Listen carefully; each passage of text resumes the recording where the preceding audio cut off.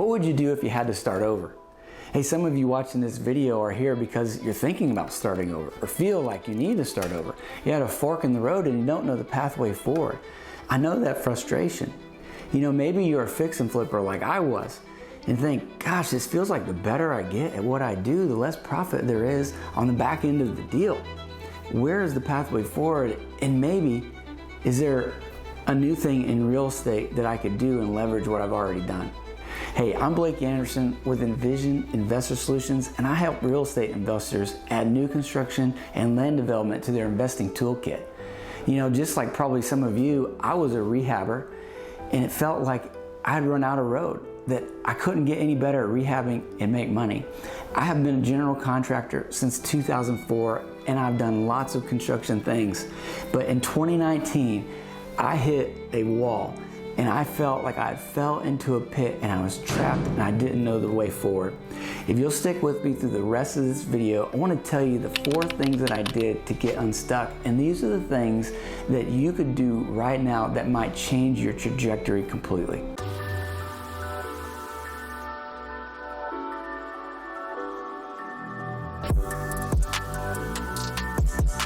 You know, maybe you've seen some of those interviews where they interview people who've been wildly successful and earned a lot of money, and they always ask them, you know, if you lost it all today, could you gain it back tomorrow? And undoubtedly, without hesitation, they say, absolutely.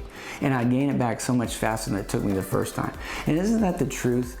You know, once you've found your way to a place, then you can clearly see the path that would get you the most expediently. I know if I had to do it all over again, it wouldn't take me the 20 years to get here and the 5 years for the last journey. I'd know exactly what to do, and I want to share that with you today. You know, there's some things that you're probably overlooking right where you're at that could get you moving to the place you're trying to get to. You know, we're looking at videos, you're watching this video and you're on other people's channels, and you're thinking, man, maybe I could learn how to build new construction. But the first step I want to do for you is I want to help you understand that you get clarity right where you're at and you can start moving forward.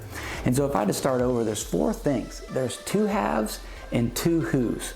2 haves, 2 whos make the formula that will help you start to see your pathway forward. Whether you're trying to get into the land development game, build new construction, or maybe there's just another career change that you're looking for. And so the first place that you always start, no matter what, the first question that you ask yourself is, what do I have?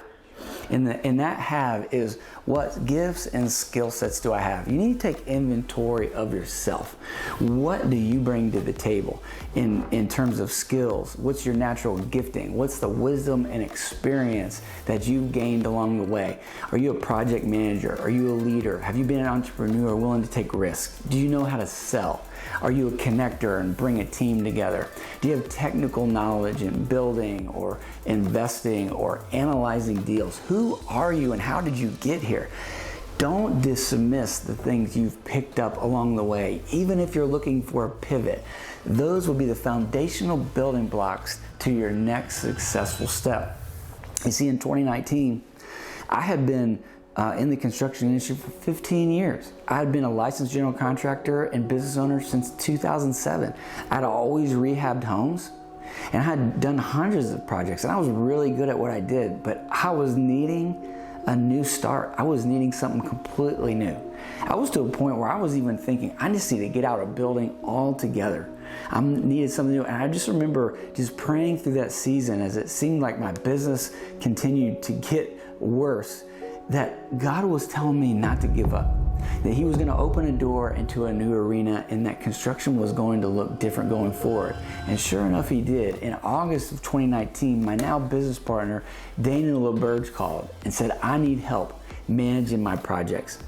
He was a real estate investor and a realtor and a pastor by trade, and had never been a construction professional. And for him to take his business to the next level, he needed someone with a general contracting background to add to his team.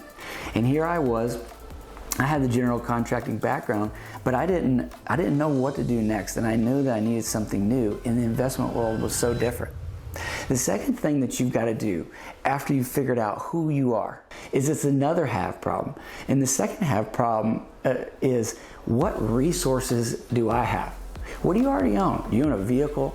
Do you have computers? Do you have cameras? Do you have tools? Do you have spreadsheets that you've built? Do you have databases that you've built? Do you have contact lists that you have? Do you have email addresses?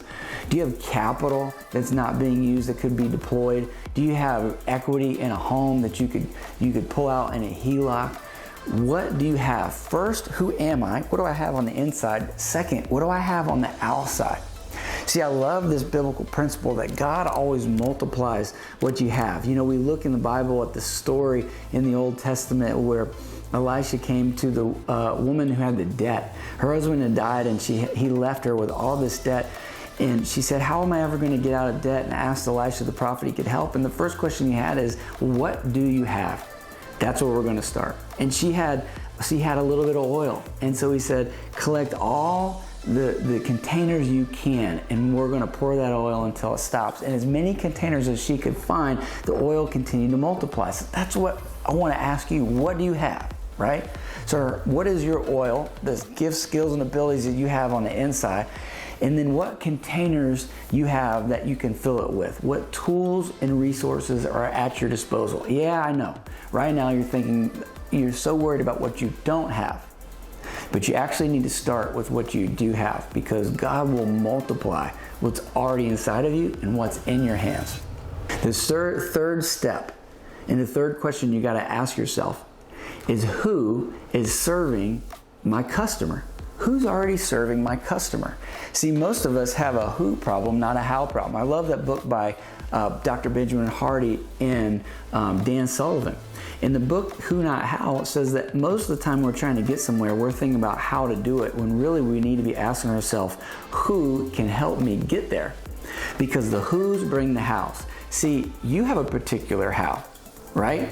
You have these skills and abilities, and you have these resources, right? You have that, but there's so much more in the equation. There's so much more that a business and a transaction needs. And those hows, instead of trying to learn those hows, what if you met the who's that already know those hows, right? So who is it that's already serving your customer?